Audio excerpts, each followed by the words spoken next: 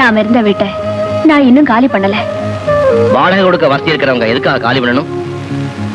வாடகை கொடுக்க வசதியும் இல்ல, காலி பண்ண மனசும் இல்ல. காரணம்? நீங்களும் நானும் சேர்ந்து வாழ்ந்த வீடாச்சே. அங்க நடந்த சம்பவங்கள் எல்லாம் மனசுல பசுமையா இருக்கு.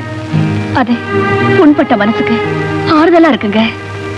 எனக்கு அந்த சம்பவங்கள்லாம் ஞாபகத்தில் இருக்கு. பசுமையா இல்ல, பயங்கர சுமையா இருக்கு.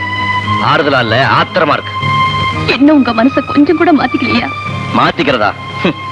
ஒரே ஒரு உயிரை மட்டும் கொல்லலாம், அதுக்கு தண்டனை கிடையாதுன்னு அரசாங்கம் அனுமதி கொடுத்தா பலியாகிறது நீயாத்தான் இருப்பேன். அப்படி ஒரு நிலைமை வந்தா நான் ரெண்டு விதத்துல சந்தோஷப்படுவேங்க. ஒண்ணு உங்க கையால சாகிறதுக்கு, இன்னொன்னு எனக்கு அப்புறமாவது இந்த குழந்தைக்கு தகப்பனா இருப்பீங்களே அதுக்கு. இந்த பாரு, நம்ம ரெண்டு பேரும் கடையில் இருக்கிற ஒரே உறவு ஜீவனாம்ச பணம். மாசம் சட்ட துணி வித்தாவது அதை கொண்டு வந்து மூஞ்சில் எரிஞ்சிடுவேன்.